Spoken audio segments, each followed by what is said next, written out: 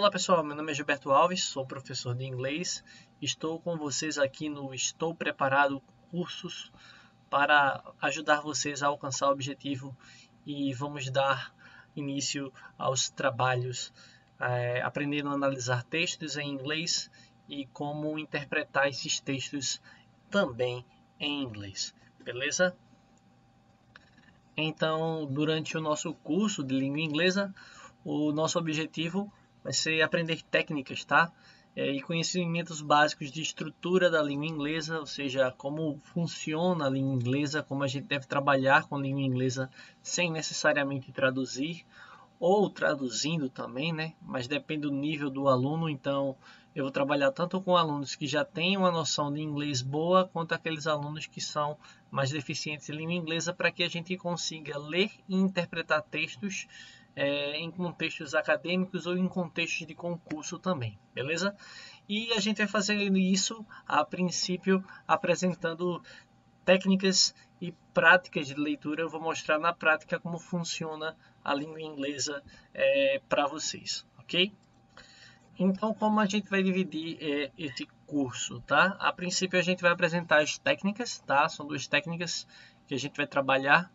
A primeira chama-se skimming, a segunda scanning, e também dedução lógica através de cognatos e falsos cognatos. E depois a gente vai trabalhar os próprios cognatos e os falsos cognatos.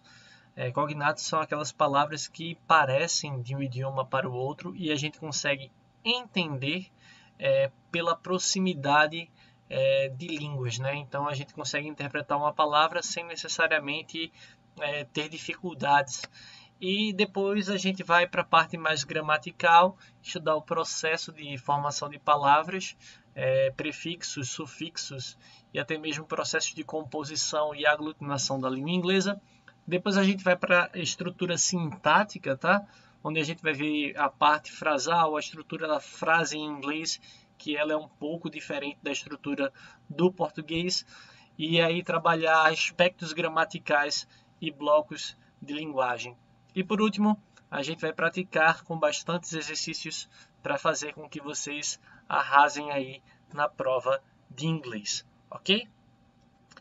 Quando a gente pensa em ler um texto numa língua que não é a nossa, a gente tenta entender palavras soltas.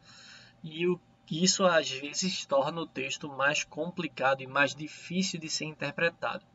Então, para responder questões, não necessariamente a gente precisa saber tudo de língua inglesa. Então, a gente vai usar duas técnicas de leitura, tá? Tem aí, no próprio slide, quando precisamos responder a uma questão específica ou coletar alguma informação, devemos estar aptos para fazer o skimming de um texto em busca da seção que precisamos. Eu geralmente falo do skimming comparando a um jornal. Quando a gente pega um texto no jornal, a gente sabe que o jornal se divide em seções. Então, se eu quero saber sobre o meu time de futebol, eu não vou procurar na parte de política, eu vou procurar no caderno de esportes. E aí, usar o skimming seria tentar encontrar informações que se referem ao meu clube específico. Por exemplo, eu posso procurar fotografias de jogadores que eu conheça, ou eu posso procurar títulos, ou posso procurar subtítulos. Então, skimming nada mais é do que tentar encontrar onde é possível de aparecer aquela informação no meu texto, tá? Eu também vou fazer isso como? Usando o scanning. O scanning é o scanner, né? O escaneamento desse texto. Então, ao fazer o scanning, eu vou procurar o que a gente vai chamar de keywords. O que seriam keywords? Eu vou explicar para vocês de maneira rápida. Para entender o que seriam isso, então, skimming é ler algo tão rapidamente que a gente só vai encontrar as partes importantes desse texto, tá? Quando a gente pensa em fazer o scanning, é olhar rapidamente e não através do texto, com o objetivo de encontrar apenas informações relevantes, e a gente só vai conseguir fazer esse scanning quando a gente tiver em mente o que é uma keyword. Keyword é palavra-chave, então é uma palavra de importância que a gente vai estar buscando dentro desse texto, beleza?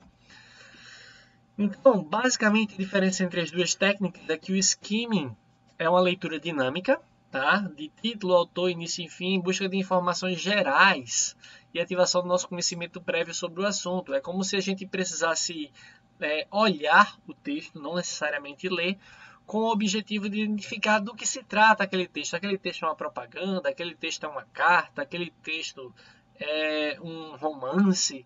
Então a gente só de olhar para um texto a gente consegue meio que ter uma ideia.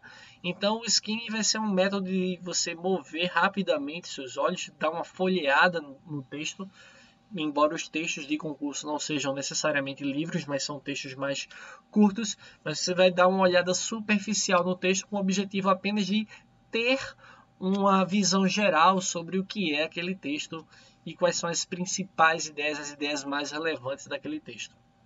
Já o skimming é uma leitura panorâmica, tá? Em busca de informações específicas. Eu tenho aí um exemplo em uma prova. Eu vou ler primeiro a pergunta para depois procurar a resposta no texto sem necessariamente ler por completo. Porque tem gente que chuta a língua inglesa, línguas estrangeiras de maneira geral, mas tem como você, através da leitura do título, do enunciado da questão, identificar, tá, o que a gente precisa encontrar no texto. E eu vou explicar como é que a gente vai fazer isso procurando por palavras-chave. E aí essa técnica ela vai cobrir, tá, uma grande quantidade de texto sem necessariamente a gente interpretar, mas buscando a resposta de uma informação específica. Então a gente vai ter que dissociar essas duas técnicas para conseguir interpretar textos de maneira mais efetiva, ok? Se eu falo do skimming, o skimming é um processo muito útil basicamente em 3 situações. Quais são essas 3 situações? Está em inglês já para a gente começar a se habituar com a língua inglesa, tá? Tem aí pre-reading, ou seja, leitura prévia. O skimming é feito mais do que revisão, é para dar uma ideia geral do que aquele texto fala. É como quando a gente vai na livraria para escolher um livro pela capa. A gente escolhe pela capa, mas a gente não escolhe só pela capa. Algumas pessoas abrem o livro e começam a ler partes aleatórias do texto para saber a linguagem ali utilizada, para saber se o texto é interessante para a nossa leitura. Então a gente vai para a contracapa, aquelas informações que nos são dadas, a gente vai chamar de pre-reading. É para dar uma ideia do que a gente vai tratar, do que a gente vai ler. É mais ou menos identificar o que formato de texto está apresentado para a gente. Se aquele texto é uma poesia, se aquele texto é uma notícia, se aquele texto é uma reportagem, se aquele texto é um bloco de informações. Então isso vai ajudar a gente a ter uma ideia geral do texto. O segundo passo, que é muito comum o skimming, vai ser o reviewing, tá? Quando a gente já está acostumado a um texto e que a gente já leu aquele texto previamente. Imagine que você está lendo um livro e você perdeu o seu marcador. Você não vai ler o livro do início, né? Você vai começar a ler partes do livro e você, já li essa parte, e você pula.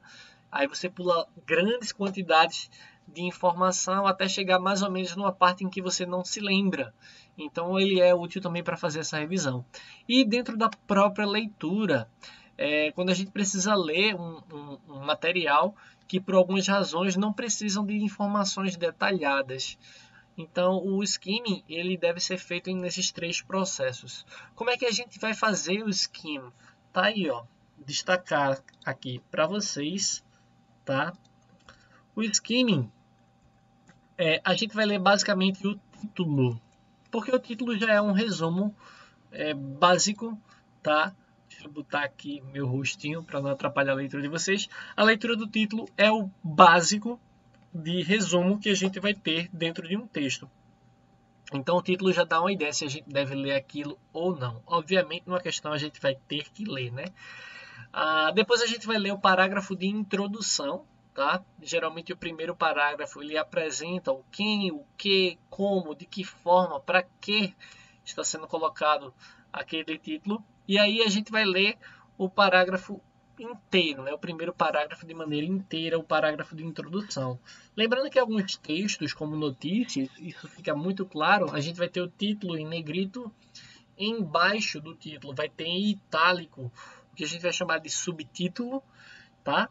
E depois do subtítulo a gente vai ter o texto. Então, basicamente você vai ler o título, o subtítulo e o primeiro parágrafo, ok? E tente encontrar nesse subtítulo ou nessas informações relações entre o título, o subtítulo e o primeiro parágrafo, porque você vai começar a responder perguntas de maneira efetiva, ok? Suave? Eu acho que está dando para entender como vai funcionar. Então, como é que eu vou fazer isso? Vou ler a primeira sentença de cada parágrafo que restou do texto. Por que cada primeiro parágrafo?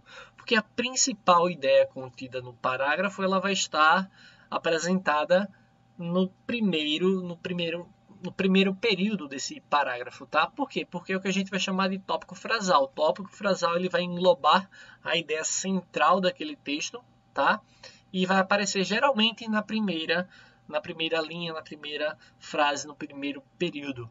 Se o padrão do autor é começar com uma pergunta, você deve ler, então, não só o primeiro parágrafo, o primeiro período do texto, como você deve ler o final do texto, já que para haver uma pergunta, deve haver uma resposta contida aí, tá? Quando for ler o texto, ao fazer o skimming, você deve ter em mente respostas para essas questões. Que questões a gente está tratando aqui? Primeiro, palavras-chave que respondam às perguntas who, que é quem, tá? Deixa eu botar o marca-texto que é melhor. What, que é o que. When, que é quando. Why, que é porquê. E how, que é como. É como se a gente precisasse identificar uma notícia. Quem fez o que, quando, por que e como foi que aconteceu. A gente identifica também os nomes próprios. Nomes com letras maiúsculas, substantivos. Nouns em inglês é substantivo. Então identifique substantivos próprios. Porque quando a gente identifica substantivos próprios, a gente pode identificar, por exemplo, quem, ou quando, ou o que a gente está tratando dentro desse texto. Procure também por palavras incomuns, principalmente se elas estiverem com capitalized. Capitalized nada mais é do que aquela letra maiúscula, caps lock, destacada, tá? É como num título que a gente vê nesse próprio slide, tá? Com letra maiúscula, porque a gente está tratando desse tópico aí, por isso está tudo em letra maiúscula. Procure também por enumerações. Enumerações ajudam a nos dar ideias. É bem comum que em provas de concurso coloquem informações de VOF. E aí tem lá, mais da metade da população é contra o projeto. Mais da metade da população é contra o projeto. E aí ele vai colocar isso em inglês, tá? E aí você volta ao texto para procurar essas enumerações. No caso, números, porcentagem, para identificar se é mais ou menos do que está sendo colocado no enunciado, e aí você afirmar se é verdadeiro ou falso. Então, enumerações são as porcentagens, os números, as informações que são colocadas. Imagine, por exemplo, que a gente está tratando de uma questão de população num texto interpretativo em inglês. Aí, tipo, coloca-se que, sei lá, 100 milhões de brasileiros têm problemas de saúde específico. Então, quando ele coloca 100 milhões de brasileiros, pressupõe-se que a população é 210 milhões, então 100 milhões não chega à metade, mas é uma parcela considerável. E aí ele coloca lá no enunciado poucos brasileiros, não é necessariamente poucos.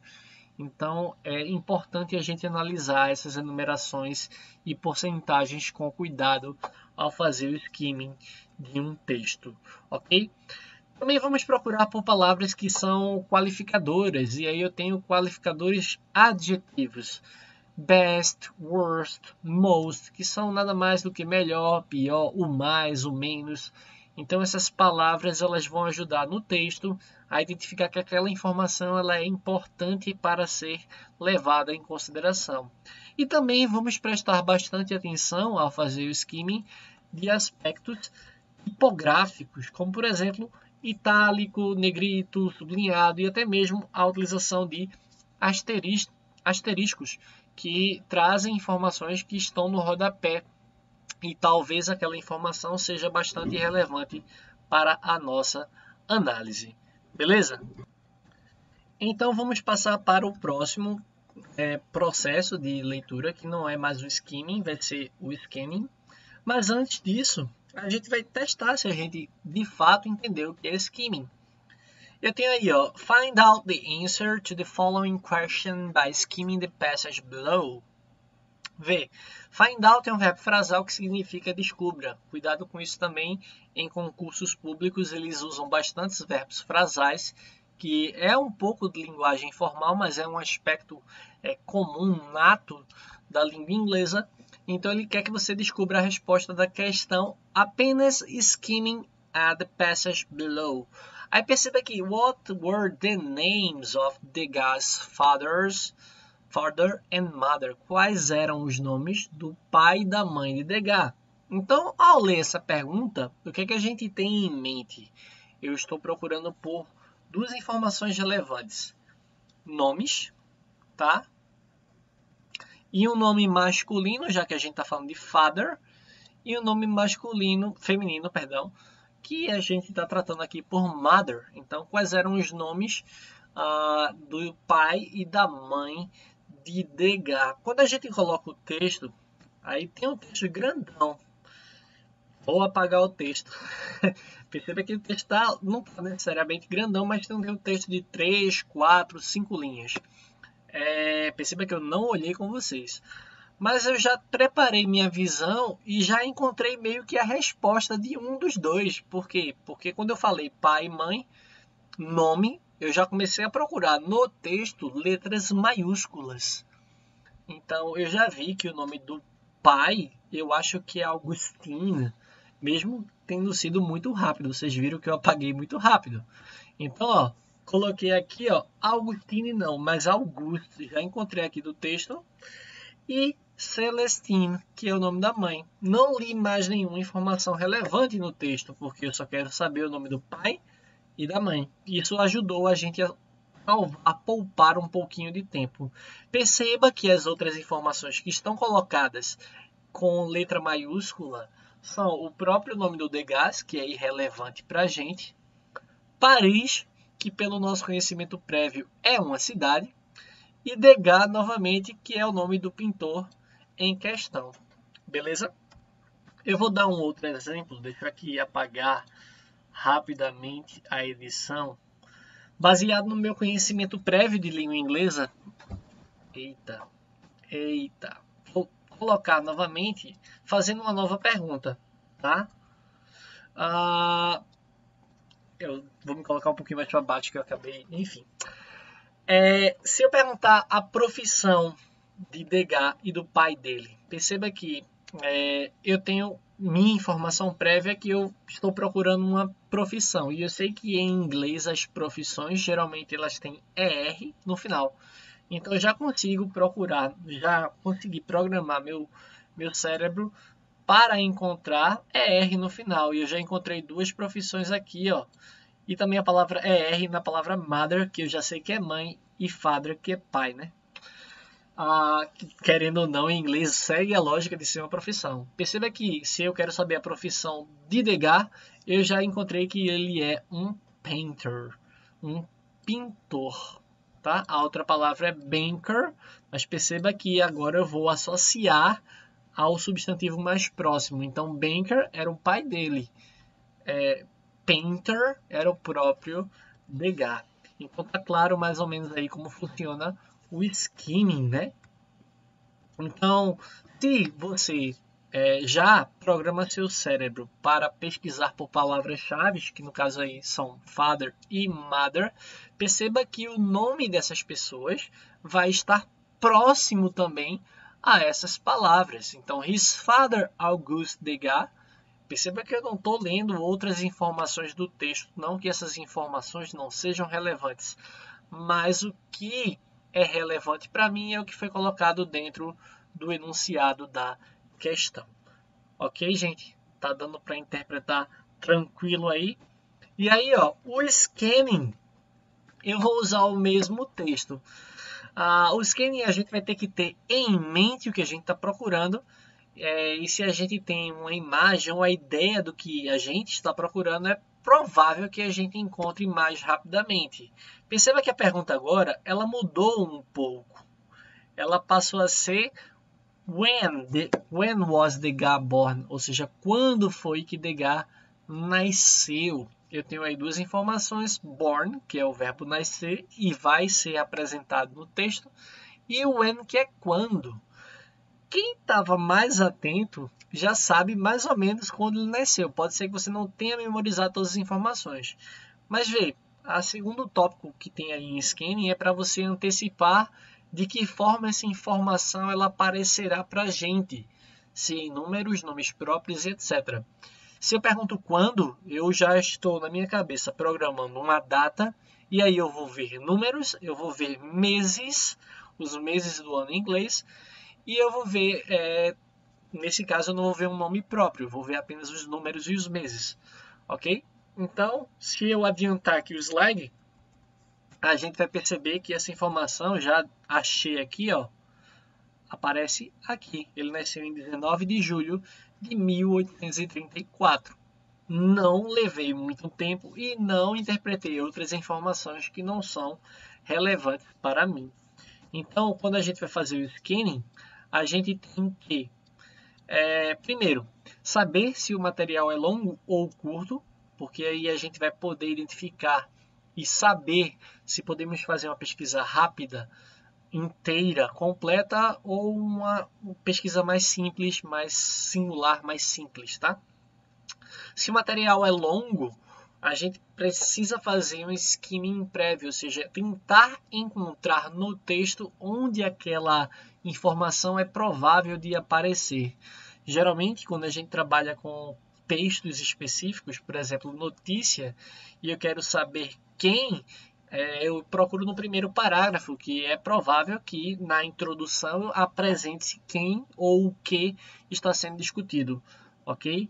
Se eu quero saber o como aconteceu, eu já não vou procurar no primeiro parágrafo. Eu geralmente procuro no segundo, terceiro parágrafo.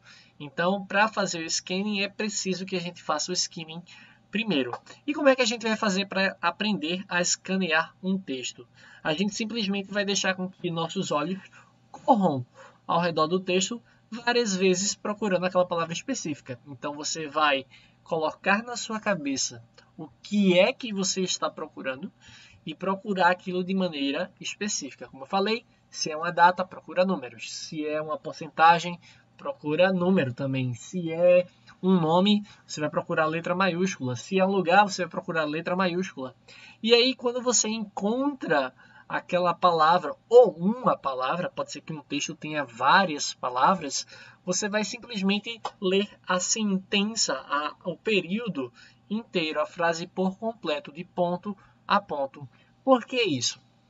Imagine a seguinte questão: qual era o nome da princesa? Aí você está com essa frase aí, princesa na cabeça e nome, você está procurando um nome. Mas ao longo do texto existem vários nomes, Fernanda, Catarina, Juliana e por aí vai. Então, para eu não marcar uma resposta incorreta, é necessário que eu leia achei Juliana. Aí eu vou ler Juliana e o trecho que fala de Juliana, porque as informações relativas a Juliana, enquanto sujeito daquela frase, ou então enquanto objeto daquela frase, vão estar presentes no redor da palavra Juliana.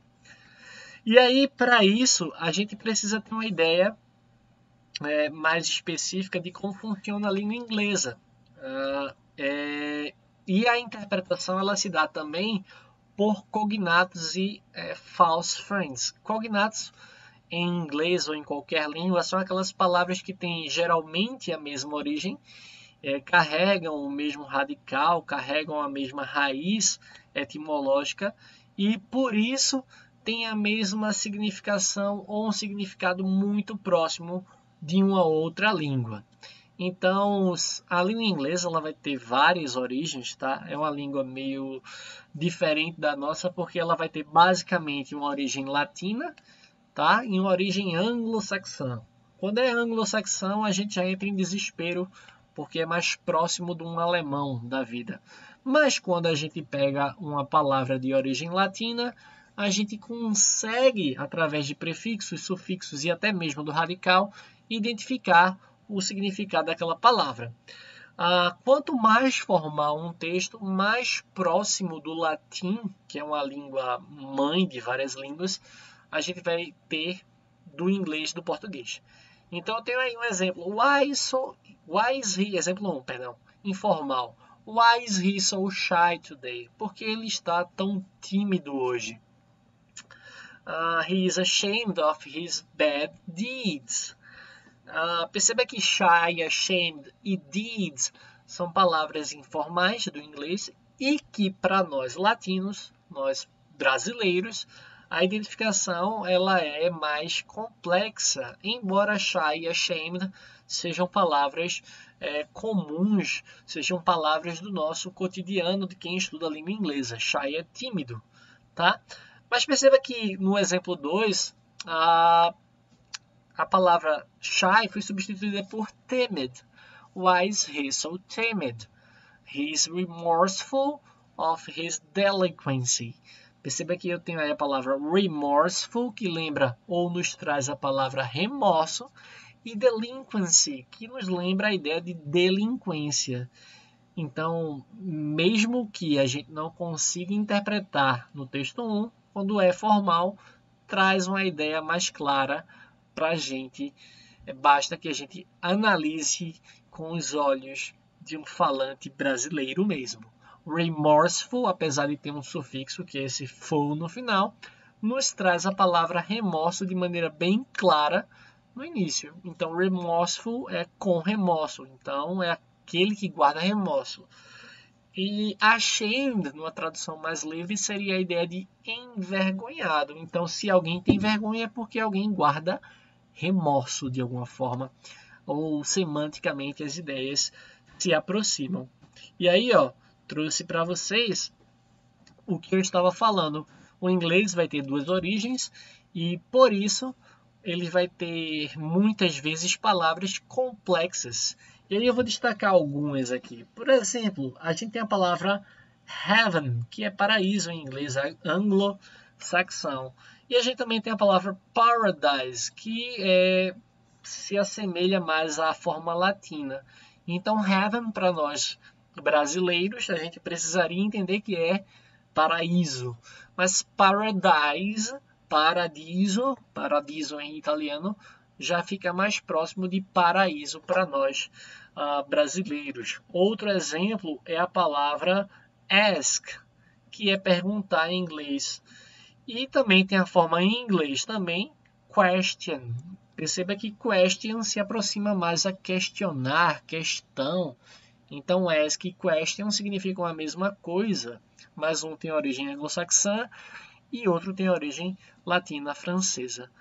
Então eu devo me desesperar se aparecer em anglo-saxão? Não! Eu vou dar um ótimo exemplo aqui. Eu tenho a palavra folk. Folk quer dizer people. Perceba que people, todo mundo está ligado que é people, né? Pessoas. Mas folk é relativo a povo. Então você tem uma palavra folclore. Olha, associei por língua portuguesa. Folclore é, de alguma forma, algo relativo a um povo. Então, a gente vai estudar um pouquinho mais os falsos cognatos e a relação da língua inglesa com essas palavras de diferentes origens em uma próxima aula, beleza? Eu espero de coração que vocês tenham gostado e para mais dúvidas é só me procurar que a gente está aí para ajudar vocês. É nóis, abraços!